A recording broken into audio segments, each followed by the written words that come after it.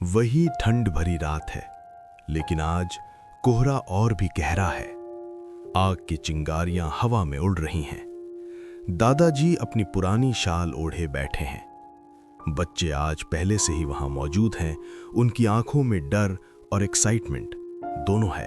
दादाजी, कल जो आपने कहानी सुनाई थी ना, वो इतनी डरावनी थी कि राहुल तो रात भर सो ही नहीं पाया। हमें वो कहानी बहुत पसंद आई। हाँ दादाजी, मुझे तो हर आहट में वही छलावा दिख रहा था, पर सच में बड़ा मजा आया। आज फिर से कुछ वैसा ही सुनाओ ना। अच्छा, तो मेरे बच्चों का डर अब उनका शौक बनता जा रहा है। देखो, डर एक ऐसी दहलीज है जिसे एक बार पार कर लो तो वापस आना मुश्किल होता है। हम नहीं डरेंगे दादाजी, बस आज कोई नई और पहले से भी खतरनाक कहानी सुनाइए। ठीक है, आज मैं तुम्हें 2 कहानियां सुनाऊंगा, लेकिन याद रखना, मैं तुम्हें ये नहीं बताऊंगा कि ये कहानियां किस बारे में हैं। कहानी जैसे जैसे आगे बढ़ेगी, तुम्हारा डर खुद ब खुद तुम्हें बताने लगेगा कि तुम्हारा सामना किससे होने वाला है। इतना कहकर दादाजी ने एक गहरी सांस ली और अपनी आंखें बंद कर लीं, मानो वो उस पुराने वक्त को याद कर रहे हों। बच्चे एक दूसरे का हाथ पकड़कर बिल्कुल चिपक कर बैठ गए। चारों तरफ एक अजीब सी खामोशी छा गई और फिर दादाजी ने पहली कहानी बताना शुरू किया। रात का अंधेरा गहराने लगा था। चारों तरफ सन्नाटा पसरा हुआ था। तेज बारिश हो रही थी और आकाश में बिजलियां गड़गड़ा रही थीं, मानो किसी अनहोनी का संकेत दे रही हों। उसी सन्नाटे को चीरते हुए एक बस जंगल के उस काले अंधेरे में भागे जा रही थी और उस बस में बैठा था राहुल, जो बिजनेस में घाटे की वजह से सब कुछ बेच-बाच कर शहर से अपने गांव वापस लौट रहा था। लेकिन कहते हैं, कुछ रातें आपका इंतजार करती रहती हैं, जब तक कि उनका मकसद पूरा ना हो जाए। हो सकता है वो आपकी खून की प्यासी हो या फिर कोई अधूरी ख्वाहिश। अरे भगवान, ये बारिश भी आज ही होनी थी। एक तो ये रास्ता ही इतना भयानक है और ऊपर से ड्राइवर इतनी तेज बस चला रहा है। पता नहीं मैं घर कब पहुंचूंगा। राहुल बाहर हो रही बरसात को देखकर थोड़ा डरा हुआ था, क्योंकि जंगल का ऐसा भयानक नजारा वो पहली बार देख रहा था। वहीं बस में बैठे बाकी लोग भी डरे हुए थे। अरे भाई, तुझे पता है क्या? मैंने सुना है कि इस जंगल में छलावा रहता है और जो कोई भी इस जंगल के छलावे में फंस जाता है वो कभी बाहर नहीं निकल पाता। हाँ, तुम सही कह रहे हो। पिछले साल मेरा दोस्त सुरेश भी इस जंगल में फंस गया था। उसे काफी ढूंढा, लेकिन वो कहीं नहीं मिला। लेकिन फिर एक दिन उसकी सर कटी हुई लाश उसके ही दरवाजे के बाहर लटकी हुई मिली। इतना भयानक नजारा देखकर तो हम सबकी रूह कांप गई थी। वो लोग बातें कर ही रहे थे कि तभी जोर जोर से अजीब डरावनी आवाजें आने लगीं। सभी लोग उन आवाजों को सुनकर डर गए। ये क्या हो रहा है? ये कैसी आवाजें हैं? हाँ, ये बहुत डरावनी है। ऐसी भयानक आवाजें तो मैंने कभी नहीं सुनी। इन सबकी बात सुनकर पीछे की तरफ बैठा हुआ एक साधु आगे आया और उसने बस के दरवाजे पर कुछ मंत्र पढ़कर नींबू मिर्ची लटका दिया। मैं महसूस कर सकता हूँ, वो नजदीक आता जा रहा है। वो प्यासा है, वो मुंह खोल कर बैठा है ताकि हम सबको निकल जाए। तुम सब अगर जिंदा रहना चाहते हो तो हनुमान जी का लॉकेट पहन लो, वरना आज कोई जिंदा नहीं बचेगा। ये कहते हुए उस साधु ने एक एक करके सबको हनुमान जी का लॉकेट दिया। लेकिन जैसे ही उस साधु ने वो लॉकेट राहुल को देना चाहा, उसने मना कर दिया। माफ कीजिए साधु बाबा, लेकिन मुझे इन सब पर भरोसा नहीं है। मैं भूत, पिशाच और भगवान को नहीं मानता, इसलिए मुझे इन सब की कोई जरूरत नहीं है। ये कहते हुए राहुल ने उस लॉकेट को नीचे की तरफ झटक दिया। भगवान तुम्हारी जरूर रक्षा करेगा। आज की रात बड़ी खौफनाक होने वाली है। हे संकट मोचन, तू सबकी रक्षा करना, सबकी रक्षा करना। ये कहते हुए वो साधु वापस पीछे की तरफ जाकर अपनी सीट पर बैठ गया। बारिश और भी तेज हो गई। अंधेरा पहले से ज्यादा गहराने लगा था। बस की रफ्तार भी बढ़ चुकी थी। चारों तरफ पेड़ों के साए बस की हेडलाइट की रोशनी से किसी राक्षस जैसे नजर आते थे। दोपहर से बस में बैठा हूँ, पता नहीं गांव कब पहुंचूंगा। ऊपर से इतनी जोर से भूख भी लग रही है। इस तरह राहुल अपने आप से ही बड़बड़ा रहा था कि तभी बस में बैठे लोगों को एक तेज झटका महसूस हुआ। ड्राइवर ने अचानक ब्रेक लगा दिए थे। बस अपने रास्ते से भटक गई और एक सुनसान रास्ते पर बेकाबू होकर भागने लगी। लोग चिल्लाने लगे, बचाओ बचाओ, ये क्या हो रहा है? बचाओ, हम सब मर जाएंगे। नहीं नहीं। बस का ड्राइवर बस को रोकने की बहुत कोशिश करता है, लेकिन बस बेकाबू हो चुकी थी, मानो बस कोई और चला रहा हो। ये क्या हो रहा है? अब क्या होगा? तभी वो बस जाकर एक पेड़ से टकरा गई और फिर चारों तरफ सन्नाटा पसर गया। चीखने चिल्लाने की आवाजें एकदम बंद हो गईं। राहुल ने देखा कि वो एकदम ठीक था, लेकिन बाकी सारे लोग बस एक्सीडेंट में मर चुके थे। उनकी लाशों से खून टपक रहा था। राहुल बस से नीचे उतरा और चारों तरफ देखा। दूर दूर तक कोई नजर नहीं आ रहा था। ये क्या हुआ? इतना बड़ा एक्सीडेंट हुआ और मैं जिंदा बच गया, जबकि सब लोग मर चुके हैं। और हैरानी की बात तो यह है कि मुझे एक खरोच तक नहीं आई। आखिर ये कैसे मुमकिन हो सकता है? और ये कौन सी जगह है? मुझे यहां से बाहर निकलना होगा। यही सोचकर राहुल उस मूसलाधार बारिश के बीच उस खौफनाक जंगल से बाहर निकलने की कोशिश करने लगता है। बारिश और तेज हो चुकी थी, लेकिन राहुल को उस जंगल से बाहर निकलने का कोई रास्ता नहीं मिल रहा था। ये क्या हो रहा है मेरे साथ? मैं इस जंगल से जितना बाहर निकलने की कोशिश कर रहा हूँ, उतना ही मैं इसमें फंसता जा रहा हूँ। ऐसा लग रहा है मानो मैं एक ही जगह बार बार घूम रहा हूँ और ये जंगल मुझे बाहर नहीं निकलने दे रहा, बल्कि अपने अंदर ही अंदर धकेलता जा रहा है। ये सब सोचकर राहुल परेशान होने लगता है। वो बेतहाशा होकर चारों दिशाओं में भागता है, लेकिन वो फिर से उसी जगह वापस आ जाता है जहां से चलना उसने शुरू किया था। मेरा दिमाग घूम रहा है। ये क्या हो रहा है मेरे साथ? मैं यहाँ से बाहर क्यों नहीं निकल पा रहा हूँ? इतनी बार कोशिश करने के बाद भी मैं लौटकर उसी जगह वापस आ जाता हूँ। मुझे कुछ समझ नहीं आ रहा है। ये सब सोचकर राहुल बहुत परेशान होने लगता है और आखिरकार वो इतना भाग भाग कर थक चुका था, इसलिए वो थक कर एक पेड़ के नीचे बैठ जाता है। अब मैं क्या करूं? एक तो ये इतनी जोरदार बारिश हो रही है, इस बारिश के बीच कुछ समझ भी नहीं आ रहा है और यहाँ से बाहर निकलने का कोई रास्ता भी नहीं मिल रहा। अब मैं क्या करूं? ये जंगल बहुत डरावना लग रहा है, कहीं कोई जंगली जानवर आ गया तो बहुत बुरा होगा। राहुल को अब बहुत डर लग रहा था, लेकिन उसने हार नहीं मानी। उसने एक बार फिर से कोशिश करने की ठानी और उठ खड़ा हुआ। मैं हार नहीं मानूंगा, मगर मैंने हार मान ली तो मैं इसी जंगल में मारा जाऊंगा। मैं एक काम करता हूँ, इस पेड़ पर एक निशान लगा देता हूँ। इससे मुझे कम से कम ये तो पता चल पाएगा कि आखिर मैं सही दिशा में जा रहा हूँ या फिर एक ही जगह बार बार घूम रहा हूँ। यही सोचकर राहुल उस पेड़ पर एक निशान बना देता है और जंगल से जा रही एक दिशा की सीध में चलने लगता है। अब तो मैं काफी आगे निकल आया हूँ। लगता है कि मैं उस जंगल से बाहर निकल चुका हूँ। लेकिन थोड़ी ही देर बाद उसने देखा कि वो उसी पेड़ के पास वापस लौट आया था जहां पर उसने निशान लगाया था। अरे नहीं, ये तो वही पेड़ है। इसका मतलब मैं उसी जगह वापस लौट आया हूँ। ये क्या हो रहा है? ये तो वही पेड़ है जिस पर मैंने निशान बनाया था। कहीं ये कोई भूल भुलैया तो नहीं है जिस पर मैं फंस चुका हूँ? लेकिन अब मैं इससे बाहर कैसे निकलूं? मुझे कोई रास्ता भी नजर नहीं आ रहा। यही सब सोचते हुए राहुल वहीं पर बैठ जाता है और जोर जोर से अपनी किस्मत पर रोने लगता है। मैं क्यों आया रात की बस से? काश ट्रेन से आ गया होता तो ये सब ना हुआ होता मेरे साथ। तभी राहुल को किसी की आवाज सुनाई देती है। आवाज साफ नहीं थी, लेकिन आवाज जिस दिशा से आ रही थी उसकी दिशा साफ साफ पता चल रही थी। ये क्या? ये आवाज कहाँ से आ रही है? दूर दूर तक तो कोई नजर नहीं आ रहा। फिर ये आवाज किसकी है? राहुल ने गौर लगाकर वो आवाज सुनी तो वो आवाज एक लड़की की थी। ये आवाज तो किसी लड़की की आवाज लग रही है। हाँ, यकीनन ये एक लड़की की आवाज है। मुझे इस आवाज की तरफ जाना चाहिए, शायद वहां से मुझे कोई मदद मिल जाए। यही सोचकर राहुल के दिल में एक उम्मीद की किरण जाग उठी और वो उठकर उस आवाज की तरफ चलने लगा।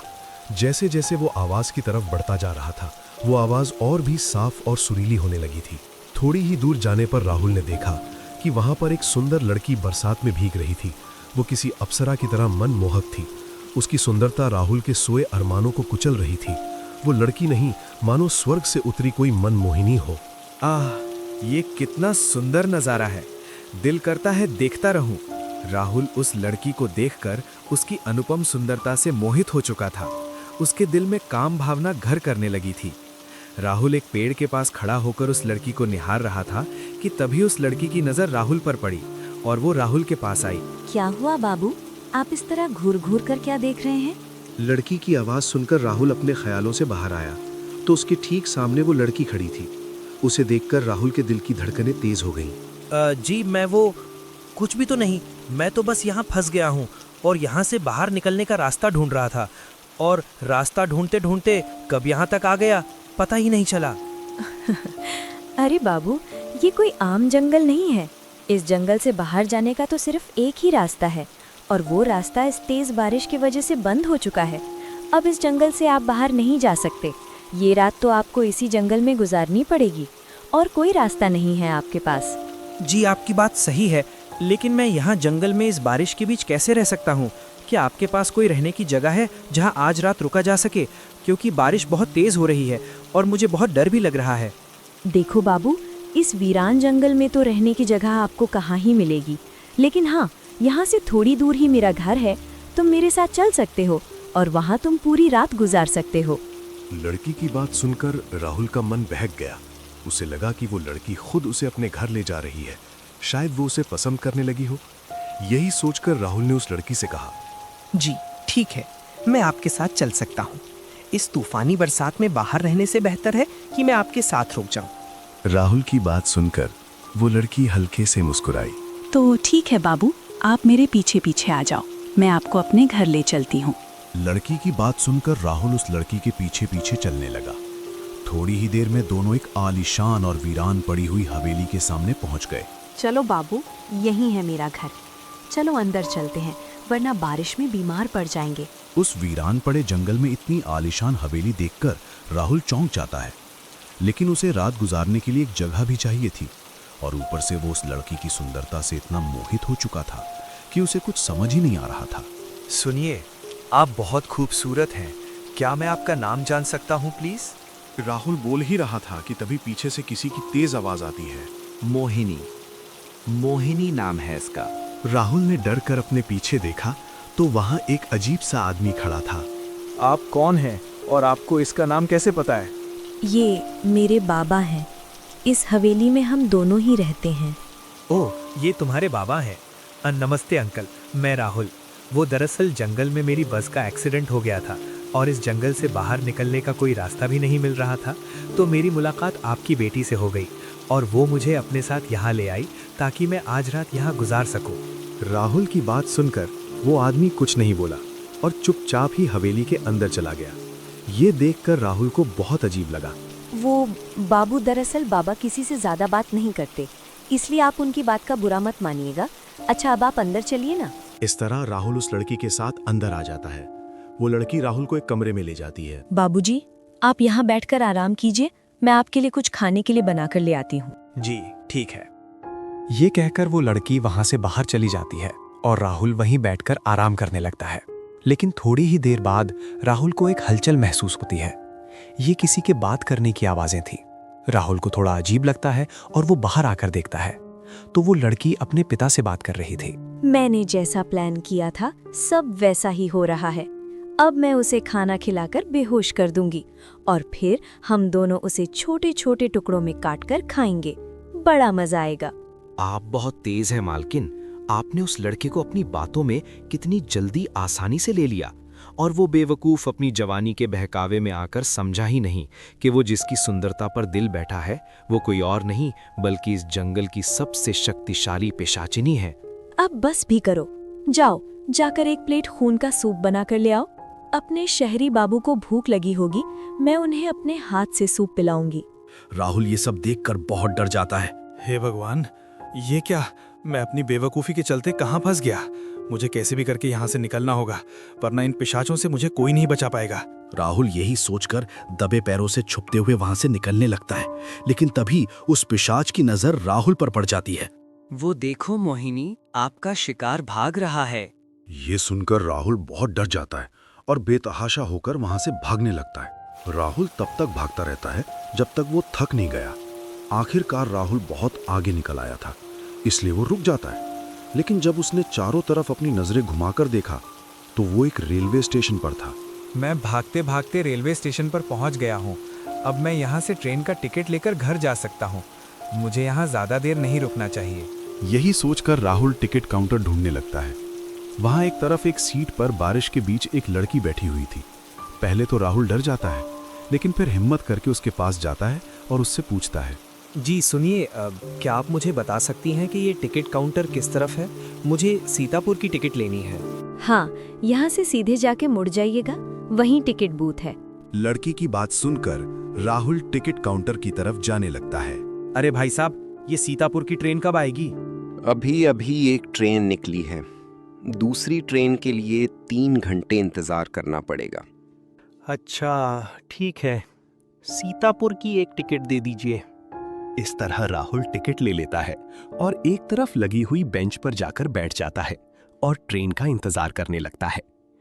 कुछ ही देर में राहुल ने देखा कि वो लड़की जिससे कुछ देर पहले राहुल ने टिकट काउंटर के बारे में पूछा था, वो वहां से उठकर ट्रेन की पटरियों की तरफ जा रही थी। राहुल ये देखकर घबरा जाता है और उसे बचाने के लिए आवाज लगाता है। रुक जाओ, तुम क्या कर रही हो? वापस आ जाओ, ट्रेन आने वाली है। लेकिन वो लड़की राहुल की आवाज नहीं सुनती और ट्रेन की पटरियों पर चलती रहती है। राहुल स्टेशन मास्टर के पास भागकर जाता है और उससे लड़की को बचाने के लिए बोलता है। सुनिए, वो लड़की ट्रेन की पटरियों पर जा रही है, उसे बचा लीजिए वरना बहुत बड़ा हादसा हो जाएगा। राहुल की बात सुनकर स्टेशन मास्टर उसे घूर घूर कर देखने लगता है, मानो उसने कुछ गलत बोल दिया हो। क्या बोल रहे हो तुम? कौन सी लड़की? वहां तो कोई लड़की नहीं है। अरे वही लड़की, देखो वो पटरियों पर जा रही है। राहुल बोल ही रहा था कि तभी ट्रेन आ जाती है। ट्रेन देखकर राहुल और भी ज्यादा घबरा जाता है। वो देखिए, ट्रेन भी आ गई, जल्दी कीजिए, वो मर जाएगी, बचाइए उसे। इस बीच वो ट्रेन उस लड़की के आर पार निकल जाती है और तेज आवाज के साथ ट्रेन स्टेशन पर रुक जाती है। देखो, वहां कुछ भी नहीं था। तुम शायद बहुत परेशान हो। जाओ, ये आखिरी ट्रेन है सीतापुर के लिए। जल्दी से ट्रेन में जाकर बैठ जाओ। ये कहते हुए स्टेशन मास्टर वहां से आगे चला जाता है। राहुल चुपचाप ट्रेन की तरफ जाने लगता है। लेकिन यह बहुत अजीब था कि ना तो कोई ट्रेन में चढ़ रहा था और ना ही कोई ट्रेन से उतर रहा था। राहुल ट्रेन में चढ़ जाता है। अंदर पहले से ही कुछ लोग बैठे हुए थे, लेकिन राहुल को झटका तो तब लगा जब उसने देखा कि वो स्टेशन वाली लड़की भी उसी ट्रेन में बैठी हुई थी। राहुल उसे देखकर दंग रह जाता है, लेकिन वो चुप रहता है और थोड़ी दूर जाकर एक खाली सीट पर बैठ जाता है। ट्रेन रवाना हो जाती है। सब ठीक लग रहा था कि अचानक उस ट्रेन में बैठे लोग एक एक करके ट्रेन से नीचे कूदने लगते हैं। राहुल बहुत ज्यादा डर चुका था। उसे समझ नहीं आ रहा था कि उसके साथ क्या हो रहा है। सब लोग एक एक करके ट्रेन से नीचे कूद चुके थे, लेकिन वो लड़की अभी भी ट्रेन में बैठी हुई थी और एकदम शांत थी, मानो कुछ हुआ ही नहीं। राहुल से रहा नहीं गया और वो उठकर उस लड़की के पास गया और उससे डरते हुए कहा, आपको याद है, मैंने आपसे स्टेशन पर टिकट काउंटर के बारे में पूछा था, लेकिन थोड़ी देर बाद जब मैंने वापस देखा तो आप ट्रेन की पटरियों पर चल रही थीं और तभी आप ट्रेन से टकरा गईं। लेकिन जब मैंने वापस देखा तो आप यहाँ ट्रेन में बैठी हुई थीं। मेरे कुछ समझ नहीं आ रहा है। राहुल बोले जा रहा था, लेकिन उस लड़की ने कोई जवाब नहीं दिया। निराश होकर राहुल अपनी सीट की तरफ जाने लगता है, लेकिन तभी वो लड़की उसके सामने आकर खड़ी हो जाती है। तुम मुझे अकेला छोड़कर हवेली से क्यों भाग आए? मैंने तो तुम्हारे लिए अपने हाथों से खाना बनाया था ना बाबू। क्या बोल रही हो तुम? सच बताओ, कौन हो तुम? राहुल के इतना कहते ही वो लड़की उसी पिशाचिनी में तब्दील हो जाती है जो उसे जंगल से हवेली लेकर गई थी। राहुल बहुत डर जाता है। वो अपने कदम पीछे करता है, लेकिन पीछे वो पिशाच आदमी आ जाता है और दोनों उसे मारने के लिए उसकी तरफ बढ़ने लगते हैं। ये सब देखकर राहुल अपने होश खोने लगता है और उसकी आंखों के सामने काला अंधेरा छा जाता है। जब उसकी आंखें खुली तो उसने देखा कि वो उसी रास्ते पर था जहां से उसकी बस मुड़कर उस भयानक जंगल में चली गई थी। लेकिन अब सब ठीक हो चुका था। उसकी बस भी एकदम ठीक थी और सब लोग सही सलामत वहां बैठे हुए थे। ये क्या? मैं तो उस ट्रेन में था, अचानक यहाँ कैसे आया? कुछ याद नहीं आ रहा है। आखिर क्या था वो सब? तभी राहुल की नजर उसके हाथ पर अटके हुए हनुमान जी के लॉकेट पर जाती है, जिसे देखकर राहुल सब कुछ समझ जाता है कि पिछली रात जो कुछ भी हुआ वो सिर्फ एक सपना नहीं था, बल्कि एक बहुत ही डरावना छलावा था, और इसी लॉकेट की वजह से उसकी जान बच गई थी। लेकिन उसे समझ नहीं आया कि आखिर उसके पास वो लॉकेट कैसे आया। तभी वो साधु उसके पास आया। अब तो भरोसा हुआ बेटा, भूत पिशाच होते हैं और उनके खात्मे के लिए भगवान भी होते हैं। हाँ बाबा, मुझे भरोसा हो गया। अगर ये लॉकेट ना होता तो आज मैं जिंदा ना बचता। लेकिन बाबा, ये लॉकेट मेरे पास कैसे आया? सब भगवान की लीला है बेटे। याद करो, जब मैं तुम्हें ये लॉकेट दे रहा था तो तुमने इसे लेने से मना कर दिया था और इसे मेरे हाथ से झटक दिया था। तभी ये लॉकेट तेरे कपड़ों में उलझ गया और पूरी रात इसने तेरी रक्षा की। इस तरह उस रात की घटना ने राहुल को भगवान पर भरोसा करने पर मजबूर कर दिया, और इसके साथ ही बस एक बार फिर रवाना हो गई अपनी मंजिल की तरफ। पहली कहानी खत्म होते ही वहां एक मौत जैसा सन्नाटा छा गया। बच्चे इतने डर गए कि उनके मुंह से एक शब्द भी नहीं निकला। वो बस फटी आंखों से एक दूसरे को देखने लगे। दादाजी ने उनके चेहरों पर छाए खौफ को देखा और हल्का सा मुस्कुराए। उन्होंने आग को थोड़ा और तेज किया और बिना रुके दूसरी कहानी बताना शुरू किया। रामपुर बस स्टैंड, एक ऐसी जगह जो पिछले 70 सालों से बंजर और सुनसान पड़ी है। दिन के उजाले में भी यहां से गुजरने वालों की रूह कांप जाती है। गांव के बुजुर्ग कहते हैं कि ये बस स्टैंड श्रापित है। कहा जाता है कि पिछले 70 सालों से हर अमावस की काली रात को ठीक 12 बजे इस वीरान बस स्टैंड से शादी के ढोल नगाड़ों की आवाज आती है। एक ऐसी आवाज जो जिंदा इंसान को पागल कर दे। और उसके बाद गांव की एक कुंवारी लड़की हमेशा हमेशा के लिए गायब हो जाती है। आज वही मनहूस रात थी। अरे दिनेश भाई, आज सुबह से ही गांव में कैसी अजीब सी हवा चल रही है। देख रहे हो, पंछी भी शांत हैं। आज वही काली अमावस्या है ना? हाँ रमेश, आज वही रात लौट आई है। मेरी तो सुबह से ही छाती बैठी जा रही है। वो श्रापित बारात आज फिर आएगी। पता नहीं आज किस माँ की गोद सूनी होगी, किस भाई की कलाई से राखी छूटेगी। भगवान करे आज की रात जल्दी गुजर जाए। मैंने सुना है सरपंच जी ने शहर से बड़े पंडित बुलवाए हैं। पंडित तो बुला लिए बेटा।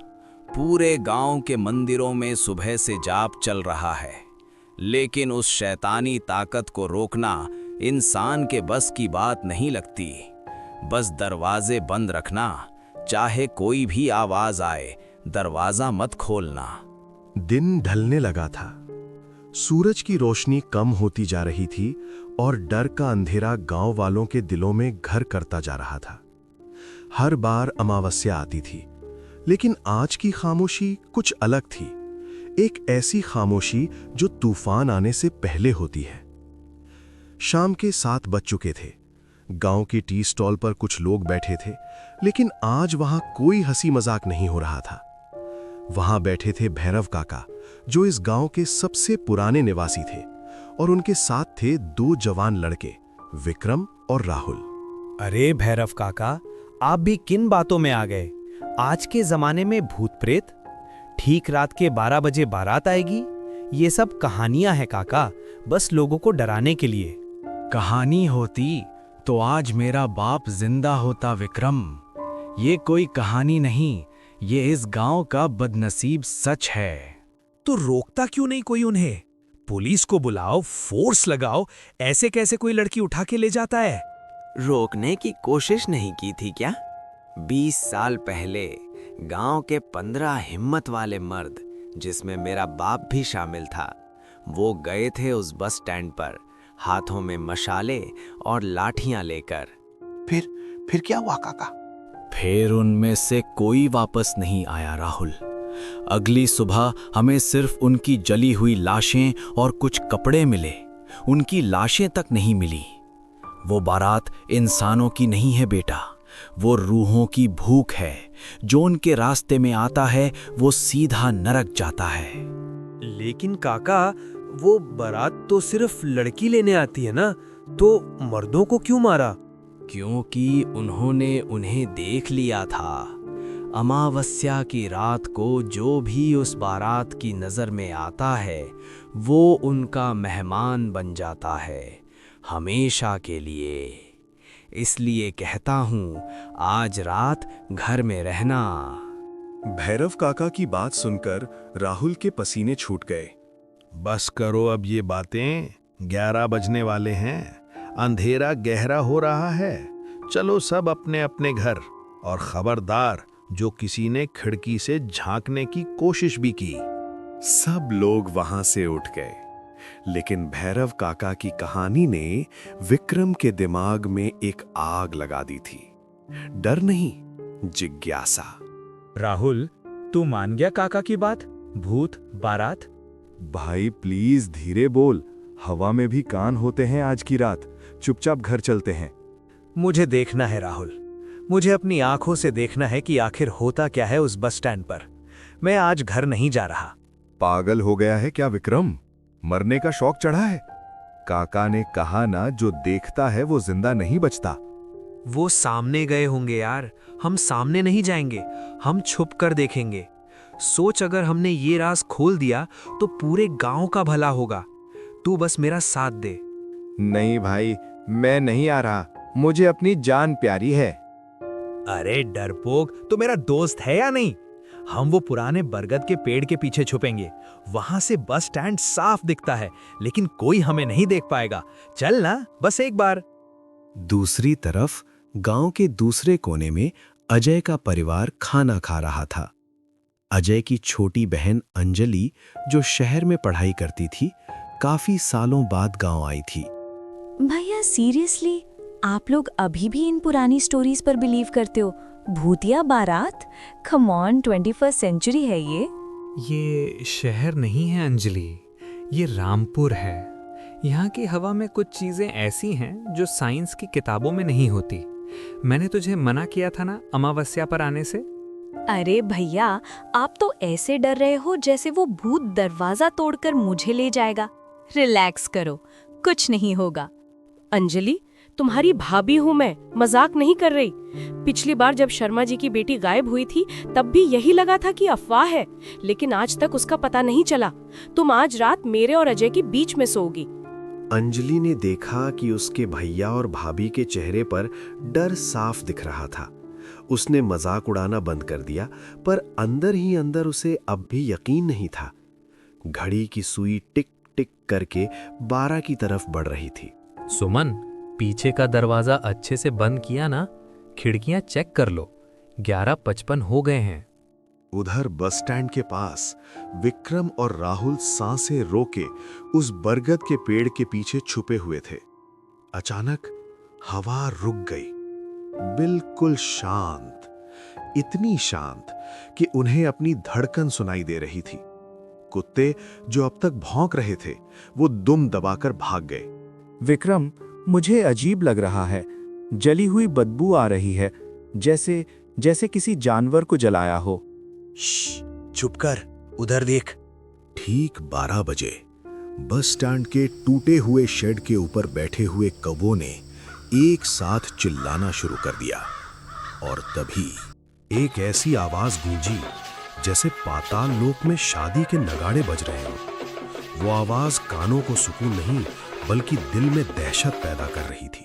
सुमन, आवाज सुनाई दी, वो आ गए, बारात आ गई है। बस स्टैंड पर धुआं इतना गहरा हो गया कि कुछ दिख नहीं रहा था, और उस धुएं के बीच से कुछ आकृतियां बाहर निकलने लगीं। वो इंसान नहीं थे, वो तो बस मांस और हड्डियों के ढांचे थे। किसी का सर आधा जला हुआ था, तो किसी के पैर जमीन पर नहीं टिक रहे थे। उनके हाथों में पुरानी मशालें थीं जो नीली आग से जल रही थीं, और सबसे आगे घोड़े पर सवार वो मौत का दुल्हा। विक्रम, हम मर गए, हम पक्का मर गए। वो देख, उनके चेहरे। दुल्हा नीला पड़ चुका था, उसकी आंखें अंगारों की तरह लाल थीं। वो बारात नाचते गाते गांव की तरफ बढ़ने लगी। उनका संगीत किसी रोने की आवाज जैसा लग रहा था। बारात गांव की गलियों से गुजर रही थी।